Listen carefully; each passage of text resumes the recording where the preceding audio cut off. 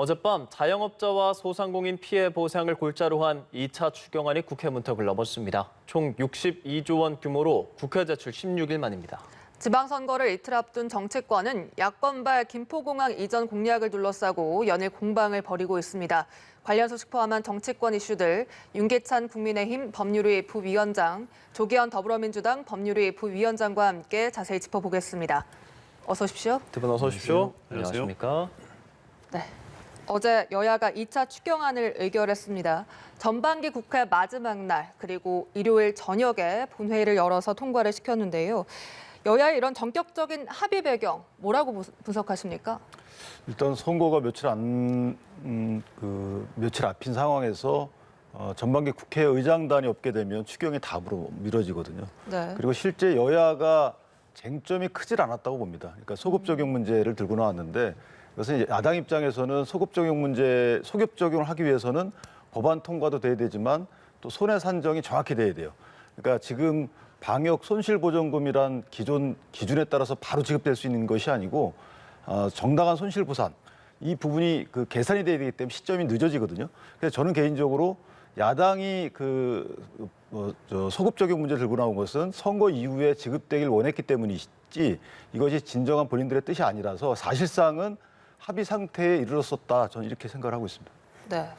실제로 말씀하신 대로 박병석 국회의장의 임기도 종료가 되면서 어제 이 법안이 통과가 되지 않으면 이 원 공백 상태로 추경안이 자칫 표류할 수 있는 상황이었는데 여야가 이렇게 전격적으로 합의를 했단 말이죠. 조 부위원장 그 배경 뭐라고 분석하십니까? 지금 말씀하신 대로요. 여든 야든 정부든 정치적 부담이 큰 사안이었죠. 이게 지방선거의 유불리 문제로 접근하는 것은 당장에 이제 절박한 소상공인 자영업자들도 마찬가지고 국민들 보시기에도 이것을 정쟁거리로 삼는 자체가 문제라는 시각이 크기 때문에 여야가 당연히 합의에 이르는 것이 맞다고는 보는데요. 다만 아쉬운 것은 윤석열 대통령의 공약이기도 했던 소급 적용 문제가 막판까지 쟁점이 됐는데 해결되지 않은 상태에서 합의가 이루어진 점은 여전히 아쉬움이 남고요. 이후 이제 추가 논의를 하기로 했으니까 추가적 논의를 통해서 온전한 보상이 미치지 못한 부분에 대한 추가적 보상까지도 여야가 좀 협의를 해야 될 것 같습니다. 제가 여기서 한 가지 더 한다면 이게 이제 윤석열 대통령의 공약 파기 내지 이행하지 않았다 이렇게 말씀 주시는데 소급 적용을 하지 않은 것은 사실은 소상공인 지원법을 민주당이 단독 통과시키면서 거기에 소급 적용 문제를 막았어요. 소급 적용되지 않도록. 그것 때문에 지금 큰 것이고요. 그 당시에 민주당이 막으면서 뭐라 그랬냐면 소급 적용을 하게 되면 오히려 소상공인들 기존에 지급받았던 소상공인들이 반환해야 되는 수도 있다. 더 많이 받은 사람들은. 유흥업소 이런 데는 더 받겠지만 기존 이미 많이 받은 부분들은 반환할 위험이 있기 때문에 소급 적용을 안 하겠다라고 말씀하셨어요. 이런 타당면도 없지 않아 있겠죠. 근데 지금에 와서 소급 적용 문제를 다시 들고 나오셨단 말이에요. 다 좋은데 어쨌든 법령을 먼저 바꿔야 되는 부분이고 또한 시급히 소상공인들에게 지급이 돼야 되는 사안이기 때문에 이게 손해 산정에 시간이 많이 가게 되면 그 문제가 있잖아요. 그러니까 나눠서 이미 방역지원금, 손실보전금에 대해서는 지금 이견이 없기 때문에 지급하고 그다음에 이제 지급 대상을 조금 높여서 정당한 보상 내지 손실보상하는 부분은 소급 적용하는 부분은 차차 논의하기로 한 이 부분이 사실은 내심에 이미 결심들이 서 있지 않았나라는 생각을 합니다. 개인적으로. 한 가지만 더 붙이자면 이제 그런 말씀에 일면 타당성이 있습니다. 왜냐하면 현재 법률안으로는 소급 적용할 수 없기 때문에 법 개정까지 했어야 됩니다. 그런데 그 법률 개정안은 제출이 돼 있었기 때문에 의지만 있었다면 불가능한 문제는 아니었다고 보고요. 다만 이것을 국민의힘이 반대하는 입장의 핵심적 내용은 뭐냐면 재원 문제였습니다. 추가 세수 부분이 있음에도 불구하고 국채 상환에 우선하겠다고 하면서 재원 부족을 얘기했거든요. 그러면 국민의힘이 의지가 있는데 시기 문제로 이걸 반대했느냐 꼭 그렇게 보이지 않기 때문에 이후에 추경이 가능할지도 좀 문제입니다. 이게 사실상 마지막 추경일 가능성이 있기 때문에 이번 추경 안에서 온전한 손실보상을 다 담아야 된다는 게 기본 입장이었고 그 부분에 대해서 추가 논의를 하겠다고는 하고 있지만 과연 지금 말씀하시는 대로 지금 부족했던 부분에 대해서 추가적인 어떤 지원에 대해서 국민의힘이 의지를 보일지는 지켜봐야 될 것 같습니다. 제가 하나 더 보태요. 이게 저희가 국채 상환이라고 돼 있지 않아요. 국채 축소라고 돼 있습니다. 9조 원. 그러니까 추가 세수해서 세수를 이제 세입 경정하면서 국채 축소 9조 원 이렇게 돼 있어요. 그 말은 뭐냐면 현재 국채를 상환하지는 않겠다는 거예요. 갖고 있겠다는 거거든요. 그리고 국채를 그러니까 본 예산에서 국채 발행 계획이 딱 있단 말이에요. 그 국채 발행도 안 하는 방법에 국채 축소가 있고 또는 국채 상환하는 방법에 국채 축소가 있는 거예요. 그러니까 민주당에서 공격했던 부분이 뭐냐면 야, 세입 결손 나오면 어떡할 거냐, 세수 결손 나오면 어떡할 거냐. 이걸 감안해가지고 현재 다 재정을 짜고 있는 거거든요. 따라서 만약에 지났더니 진짜 초과 세수가 현실화되더라. 그럼 당연히 추가 경정 예산 편성해서 드리겠죠. 이런 식으로 국가 재정을 운영하는 측면에서는 세입 결손은 나오면 안 되는 것이고 또한 당장 소상공인 자영업자의 또 문제도 해결해 드려야 되는 것이고 이런 것들이기 때문에 이런 종합적인 면을 고려했다 이렇게 보시면 될 것 같습니다. 네, 어제 심야 본회의에서 통과된 추경안은 오늘 오전 이 한덕수 총리가 주재하는 원포인트 임시 국무회의에서 의결됐습니다. 따라서 빠르면 오늘 오후부터 당장 오후 3시부터 이 손실보전금 지급이 시작될 것 같은데요. 참 이례적으로 신속한 집행입니다. 이런 추경안 처리 그리고 신속한 집행 여야 어디에 유리할까요? 글쎄요, 뭐 여당 입장에서는 신속하게 집행하려고 하겠죠. 그리고 이미 이제 집행 기준이나 집행 방법이 다 정해져 있기 때문에 기존처럼 어떻게 집행할지를 정하고 이런 이제 절차는 생략이 되는 거고요. 신청을 받는다는 의미 같아요. 신청을 받고 신청자에 대해서 심사를 간단히 하고 지급하는 방법. 네. 따라서 신속한 집행이 결코 소상공인 자영업자한테 불리하지 않을 뿐만 아니고 사실 선거를 앞둔 여당 입장에서는 뭐 신속한 집행을 마다할 이유는 없습니다. 그리고 이게 정부 안을 국회가 보정한 거기 때문에 국회 내에 여야가 있는 것이거든요. 따라서 국회가 증액을 한 겁니다. 국회 여야가 있고 따라서 야당 입장에서도 결코 이게 불리하지 않다. 따라서 신속한 집행에 대해서 여야가 입장을 달리할 이유는 전혀 없다. 이렇게 생각합니다. 네, 여야 모두 각자의 성과를 부각하고 있는 상황. 지방선거에 어떤 영향을 줄 것으로 예상하십니까? 지금 말씀하신 대로 여당한테 뭐 호재인 건 분명하죠. 근데 또 본질적으로 보면 크게 영향을 미치지는 않을 거로 봅니다. 왜냐하면 이게 뭐 국가가 정부가 또 여당이 시혜적인 어떤 조치를 하는 것이 아니라 국가가 강제한 방역 지침에 따른 특별한 손실 보정하는 거거든요. 보상하는 거거든요.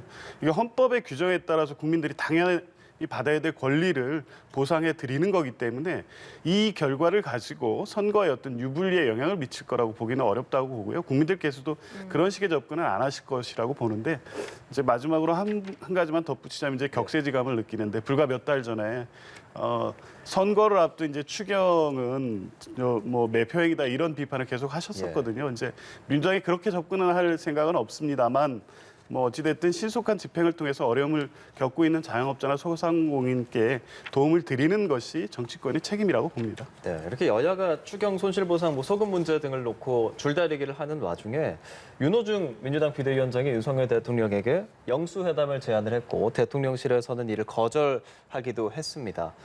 영수회담이라는 표현에 좀 거부감을 느꼈던 것 같기도 하고 또 민주당에서는 불통의 답변이라고 실망감을 또 표하기도 했었는데 이런 일련의 상황들에 대해서 평해 주신다면요?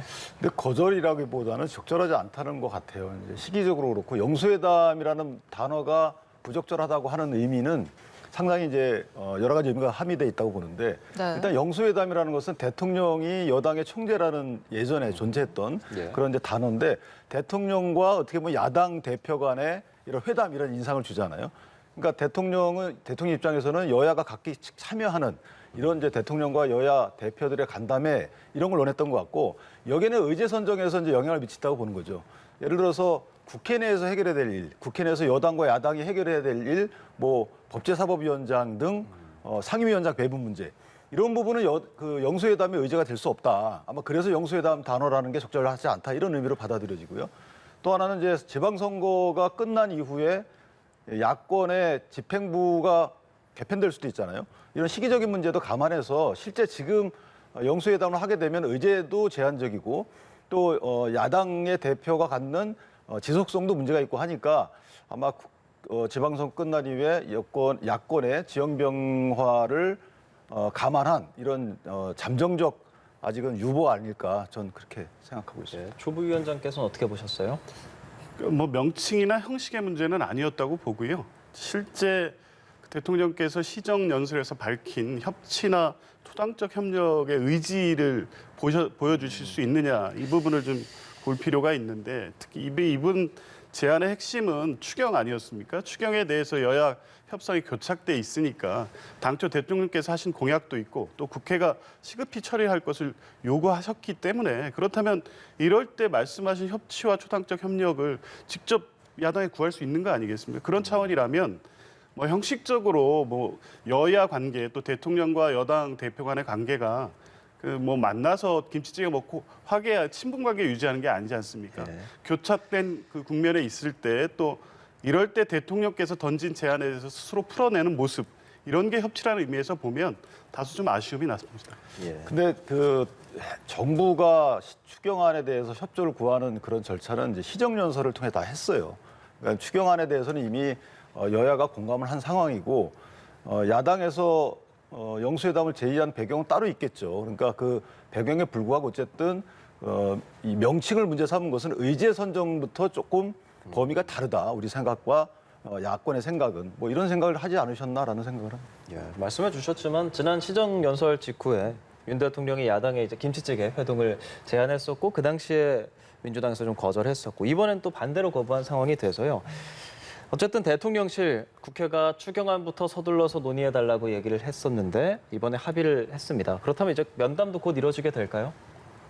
예, 뭐 당연히 있어야 된다고 보고요. 다만 이제 지방선거 이후에는 정책 상황이 좀 유동적이기 때문에 그게 뭐 지금 발생되고 있는 현안을 가지고 뭐 빠른 시간 내에 뭐 여야 대표 간 또 대통령 간의 회동이 있을 수 있을지는 향후 좀 정치 일정에 따라 지켜봐야 되겠지만 적어도 대통령께서 약속하신 부분 또 밝히신 입장이 있으시기 때문에 이후 이제 여러 가지 문제가 있지 않습니까? 청문회도 여전히 또 남아 있고 또 원구성 협상은 뭐 국회에서 해결해야 될 문제이긴 하지만 여러 가지 대통령 공약 사항 중에 이행되지 않는 문제라든가 또 국회 협조를 구해야 될 문제 여러 가지가 있기 때문에 대선 이후 곧바로 치러진 지방선거라는 국면 때문에 여러 가지 좀 어려움이 있었지만 이후 정치 상황이 좀 정리되고 안정이 되면 조속한 시일 내에 대통령께서 만나서 여야 관계를 좀 정상화시키고 회복할 수 있는 노력을 좀 보여주셨으면 좋겠습니다. 그 면담 뭐 시기 그리고 관계 어떻게 좀 관측하십니까? 근데 기존의 원내대표들의 경우에 전반기에 원구성, 그러니까 후반기에 관한 전반기에 있었던 원구성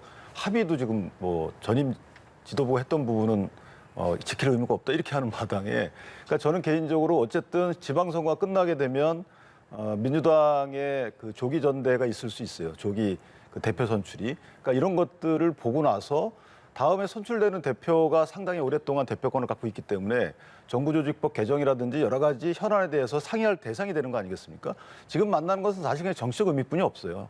성과로 나오기 어렵기 때문에 채널을 구성하더라도 그때 구성하는 것이 맞다. 아마 그래서 저는 개인적으로 이 지방선거 끝난 이후에 전당대회가 언제쯤 열리는지를 보고 결정이 되지 않을까라고 전망하고 있습니다. 네, 이틀 앞으로 다가온 지방선거 얘기도 해보죠. 김포공항 이전 공약을 두고 정치권이 시끄럽습니다. 이재명 후보와 송영길 후보, 김포공항 이전으로 계양과 서울 서부 지역을 개발하겠다. 국민의힘은 제주 관광 산업의 심각한 위기를 초래할 것이다. 이렇게 비판적인 입장인데 이번 공약이 이 선거 막판 핵심 변수가 될까요? 저는 민주당에서 저 공약을 이재명 후보께서 잘못 꺼냈다고 생각을 합니다. 이제 개항 선거 국면이 다소 조금 오차범위 내에 접전으로 이어지다 보니까 저는 공약을 꺼내신 것 같은데 일단 대선 주자 때 꺼낸 공약이에요. 그 말은 뭐냐면 대선 주자가 정권을 잡았을 때 실현할 수 있는 공약이라는 겁니다. 저게 국토부와 서울시가 아마 인허가권을 갖고 있는 것으로 알고 있어요. 그렇다면 대통령이 된 이후에 정부를 꾸려서 추진할 수 있는 정도의 그 정도의 사업이에요. 그런데 국회의원이 추진한다는 거거든요. 그리고 더군다나 야당으로 이미 이제 어떤 지위가 바뀐 이후에 저 공약을 다시 냈어요. 네. 대통령 선거에서 대통령이 될 때 하겠다는 공약도 유보했었는데 국회의원 선거에서 야당이 된 이후에 하겠다라고 다시 공약을 한다는 것은 저는 지역 주민에 대해서 좀 불성실하다 이런 생각이 하나 드는 것이고요. 또 하나 저 지역에는 이미 국토부와 서울시가 혁신직으로 지정을 해서 개발이 확정이 돼 있어요. 5조 원 정도 투자가 투입이 돼서 바이오 산업이라든지 뭐 교통 거점 이런 식으로 개발이 이미 진행이 되고 있단 말이에요. 그런데 저 개발을 어떻게 무시하고 저걸 다시 하겠다는 건지. 두 번째, 계양지구에 덜 도움이 될지도 문제입니다. 왜냐하면 저기에 이제 그 주택을 유치하겠다는 거죠. 아파트를 짓겠다는 겁니다. 그럼 계양 주민들 입장에서 아파트를 짓는 것이 과연 본인들 지역 발전에 유리한 것인지, 베드타운으로 전락하는 것은 아닌지 이런 것에 대한 각자의 생각이 달라요. 따라서 계양을에 대한 선거 공약으로서도 적절할지 여부가 모르겠는데 전국적으로 보면 악영향 끼칠 수 있다는 거죠. 예컨대 서울 시민들 위치에 따라서 또는 기호지방의 위치에 따라서 김포공항을 이용할 수 있는 권한이 없어져요. 권리가 없어집니다. 그러면 공항 접근권이 차단이 됩니다. 그다음에 각 지역에 있는 공항들은 전부 다 문을 닫아야 돼요. 거의 국내선이기 때문에. 그리고 제주도는 관광 사람의 타격을 받아요. 해저터널 뚫는 거 엄청 오래 걸리겠죠. 그다음에 이 공약 자체도 이게 5년 이상 10년 걸리는 공약입니다. 본인이 재임 시절에 이행할 수가 없는 것이에요. 근데 이게 어떻게 공약이 될 수 있는지 저는 여러 가지 측면에서 상당히 부적절한 공약을 제시하셨다 이렇게 생각을 합니다. 네, 국민의힘이 그야말로 이 공약에 대해서 총공세를 펴고 있고 민주당 내부에서는 찬반이 엇갈리는 듯합니다. 이런 가운데 윤호중 비대위원장이 중앙당 공약은 아니다, 선을 긋는 듯한 모습이어서 이번 공방 어떻게 바라보십니까? 뭐 일단은 이게 당의 이번 지방선거 공약으로 공식화해서 선거 전에 뭐 정리된 공약은 아니었던 건 분명하기 때문에 예. 이제 그런 입장을 내신 것 같고요. 다만 말씀하셨다시피 이게 대선 때도 검토됐던 공약이고 이미 국토부 계획의 혁신지구로 들어와 있습니다. 이게 이제 이게 그렇기 때문에 이걸 부정적으로 볼 것이냐 그렇지는 않다고 보는 게 그 도시재생 혁신지구 그 지정할 때에도 개발의 내용은 지금 발표하신 공약의 내용을 포괄하고 있습니다. 다만 이게 김포공항을 유지하는 상태에서 얼마나 실효적인 계획이 될까에 대한 문제 제기가 계속 있었거든요. 그러면 구조적으로 도시재생 혁신지구 사업을 실효성을 높이기 위한 방법으로서 수단으로서 공항 이전은 또 필수적으로 볼 수도 있습니다. 이제 그렇다고 그런 측면에서 보면 지역구 국회의원으로서 당연히 낼 수 있는 공약이고 서울 그 서남권 개발에 있어서도 유의미한 공약이 될 수 있다고 봅니다. 다만 이제 제주에 대한 관광 효과 말씀을 하고 있고 그게 비판을 하고 있는데 제주도에서는 고민이 된 지점이 있을 겁니다. 다만 이게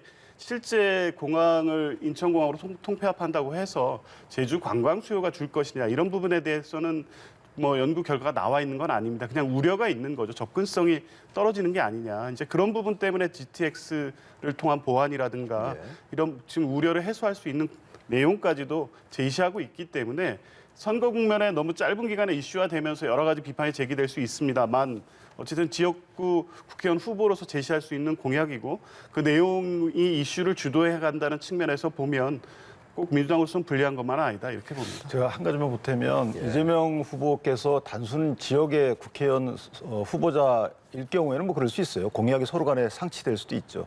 그런데 이재명 전 지사는 총괄선대위원장입니다. 그러니까 선거 대책 중에 공약도 당연히 포함되는 거예요.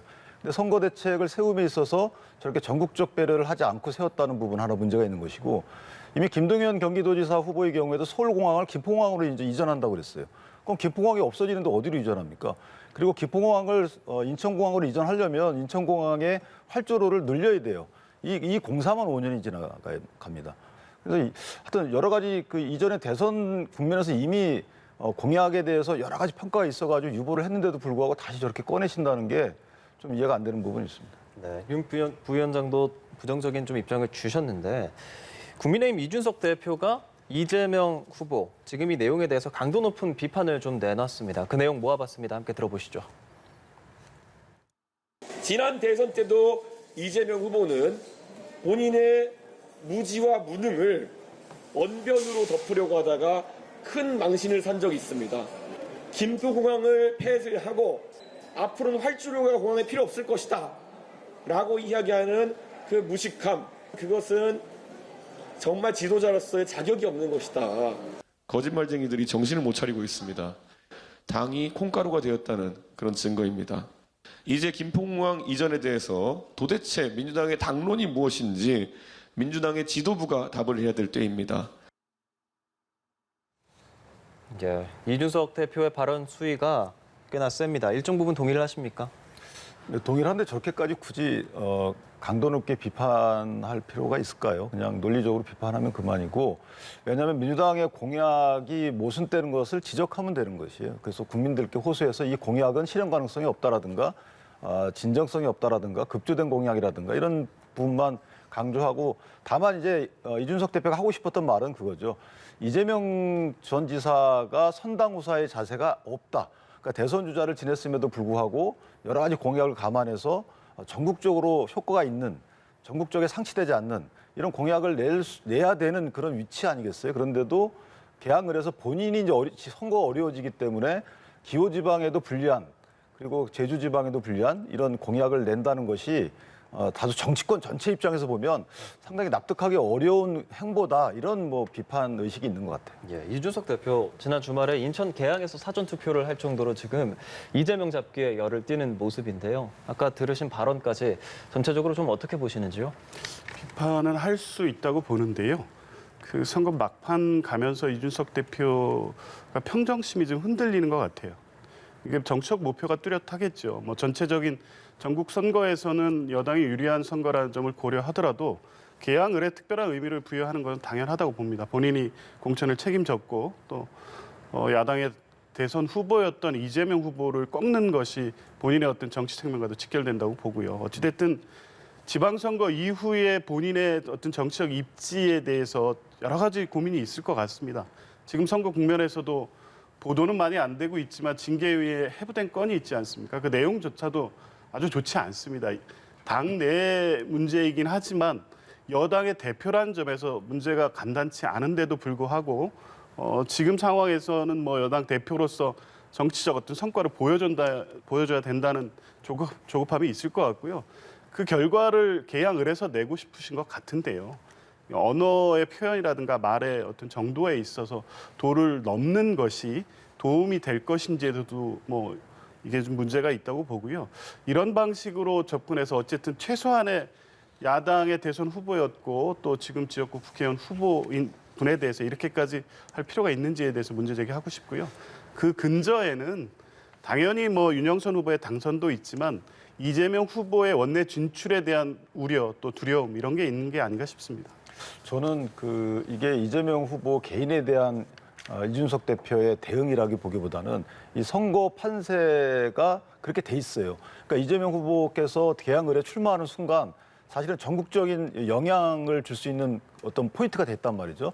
그러니까 서울시장 선거에 영향을 주고 경기도지사 선거에 영향을 주고 지금 보면 또 충남지사 선거에 영향을 주고 제주도 선거에 영향을 주고 그렇기 때문에 이재명 지사에 대해서 집중적으로 여러 가지 비판할 수밖에 없는 상황이라서 저것이 대선 주자였던 이재명 지사였기 때문에 그걸 이유로 해서 공격하는 것은 저는 아니라고 그렇게 생각을 합니다. 네. 지방선거 사전투표율도 짚어보겠습니다. 최종 사전투표율 20.62%입니다. 2018년 지방선거 사전투표율보다 0.48%포인트가 높은 건데 이 사상 최고 투표율에 방점을 찍어야 하는 것인지 지난 대선 때 이 사전투표율 증가폭보다는 낮다. 여기에 방점을 찍어야 하는 것인지 의견이 약간 엇갈립니다. 어떻게 바라보십니까? 저는 후자라고 봅니다. 그러니까 사전투표가 이제 분산투표 내지 분할투표식으로 국민들이 이해를 하고 있어요. 그래서 어느 정도 이게 뭐 투표율 증가 추세를 감안하지 않는다 하더라도 사실 조금 더 늘었어야 되는 것 같아요. 그렇다면 전체 투표율을 봐야 되겠지만 어쨌든 전체 투표율을 제고하지 못하는 그런 사전투표였다. 따라서 2018년도 전체 투표율이었던 한 60% 정도보다 약간 낮아지지 않을까라는 생각이 들고 그것은 저희 국민의힘에서는 걱정하는 바입니다. 그러니까 저희가 58% 이상이 돼야지만 상당 부분 이길 수 있다 이렇게 생각을 하고 있는데 개인적으로는 60%를 좀 넘기기 힘들지 않을까라는 우려가 나오는 그런 국면입니다. 네. 여야 모두 사전투표율에 큰 의미를 부여하지 않는 분위기 속에서도 각자 지지층이 결집했다. 이렇게 서로 유리하게 해석을 하고 있어서요. 이번 사전투표율 어떻게 해석하십니까? 지금 말씀하신 대로 이 제도 정착으로 인한 효과이지 특별히 이 판세에 영향을 미치는 결과로 보기는 어렵다고 보고요. 네. 또 한 가지 주목할 점은 어찌됐든 첫날 투표율이 둘째 날 투표율보다 높습니다. 이게 유보층이나 중도층이 결집을 하면 둘째 날 투표가 추세적으로 더 높았어야 되는데 그런 측면을 보면 양당 지지층들이 우선적으로 투표에 나선 것이고 중도층 내지는 유보층의 투표율은 낮아질 거라고 볼 수 있는 어떤 추세라는 점에서 보면 말씀하신 대로 지난 지방선거보다 전체 투표율은 낮을 거로 봅니다. 그러면 결국에 네. 양당 지지층이 얼마나 투표장에 나가냐가 이번 투표 결과의 관건이라고 보고요. 민주당은 막판 추세에서 대선 때만큼은 아니지만 지지층 결집 효과가 나타나고 있다고 보고 이게 이제 경합지 선거 결과에 긍정적 영향을 미칠 거라고 기대하고 있습니다. 근데 특징적인 게 네. 사실 그 경합 지역의 사전 투표율이 낮아요. 이 부분 뭐냐면 어쨌든 그 두 당 중에 한 당의 지지층은 다소 샤이 개념으로 저희가 해석할 수 있는 일이 벌어졌다. 두 당 중에 한 지지층은 투표를 많이 안 할 수 있는 그런 상황이 벌어졌다. 그렇게 볼 수 있는 뭐 그렇게 저는 해석도 됩니다. 이런 경합 지역에서 투표율이 좀 낮다는 말씀을 해주셨는데 아직 고민 중이라고 받아들여야 할까요? 네, 어쨌든 선거 초중반까지만 해도 민주당 지지층들이 투표를 해야겠다는 동기부여가 부족했던 건 사실로 보입니다. 어쨌든 대선 패배 이후에 지금의 정치 상황에 대해서 외면하거나 뭐 보기 싫다, TV도 끈다, 뭐 이런 반응들이 많이 나오고 있었기 때문에 민주당 지지층이 적극적으로 선거에 나서기가 어려운 상황적 국면, 그리고 실제 당원들이나 지지층들이 보여줬던 모습이 이제 그렇게 분석되고 있었는데 최근에 와서는 약간 달라지고 있는 것 같습니다. 뭐 전체적으로 볼 때는 여전히 뭐 그 이재명 후보가 등판한 것 자체가 부정적 요인이 있다고 보지만 말씀을 하셨지만 전체적으로 봤을 때는 지지층이 이번 투표까지는 해야 되지 않겠냐, 그래서 견제할 힘을 줘야 되지 않겠냐에 대한 여론이 형성되고 있다고 보고요. 예. 막판 3일 동안 뭐 추세상 보면 하루 이틀 사이에 결과를 바꾸지는 않지만 최근에 어떤 투표 상황에서 보면 막판 2, 3일에도 결과가 바뀔 수도 있기 때문에 그 추세가 이어질 것으로 봅니다. 민주당이 사실 상황이 좋지만은 않았죠. 그래서 오늘 오전, 그러니까 조금 전에 이제 윤호중 그리고 박지원 비대위원장, 이재명 후보가 함께 인천 개항을 해서 공동 기자회견을 3자로 열었고 거기서 이재명 후보가 만족하실 때까지 혁신 또 혁신하겠다라는 말을 했다는 것까지 지금 들어와 있는 상황인데요. 어떻습니까? 이제 좀 지도부 내 갈등이 어느 정도 봉합되고 있다고 봐도 되겠습니까? 그렇습니다. 이제 어찌됐든 정치라는 게 그 어떤 이견을 갖고 있다고 하더라도 결국에 이제 그걸 조율하고 조정해서 같은 입장을 표하는 것으로서 갈등을 해소하고 또 이후에 어떤 협의 과정의 여지를 두는 거기 때문에 두 분 간에 어떤 뭐 같이 입장을 내고 또 이재명 그 후보와 함께 입장을 발표했다는 점에서 보면 일단 갈등은 봉합됐다고 보는 게 맞고요. 어찌됐든 이 부분은 이 선거 국면이기 때문에 이게 부각이 됐던 것이지 대선 패배 이후에 당내 혁신이나 쇄신의 논의는 있을 수밖에 없습니다. 다만 곧바로 이어진 지방선거가 있었기 때문에 선거 국면으로 전환됐고 그 선거를 위한 비상 그 지도부가 구성되는 상황이었기 때문에 이 혁신 논의가 유보돼 있던 상황일 뿐인데 다만 박지원 위원장이 선거 상황 전체를 보면서 그 우려 때문에 그런 쇄신안을 먼저 발표하신 것뿐이었고요. 이후에 이재명 후보께서 말씀하신 대로 당의 혁신 또 쇄신 노력은 어떤 뭐 기구나 형식이 되든 간에 지속적으로 국민들께서 요구한 부분에 대한 쇄신안을 만들기 위한 노력은 계속될 것입니다. 네, 상대당이긴 하지만 윤 비위원장님께서 이제 뭐 민주당의 지도부 갈등 봉합 이런 상황들을 어떻게 보시는지 여쭤보겠습니다. 그러니까 봉합하기에는 절개 부위가 너무 넓어요. 그러니까 솔직히 봉합 의지도 없어요.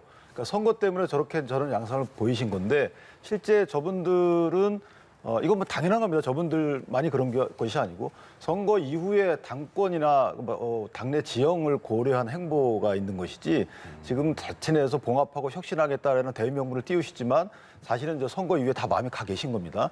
따라서 선거 이후에 어떻게 할지는 누가 혁신의 주체고 누가 책임의 주체냐 이 부분이 명확히 이제 갈라지겠죠. 서로 간에 상대방에 대해서 그렇게 얘기하겠죠. 당신은 책임의 주체다. 나는 혁신의 주체다.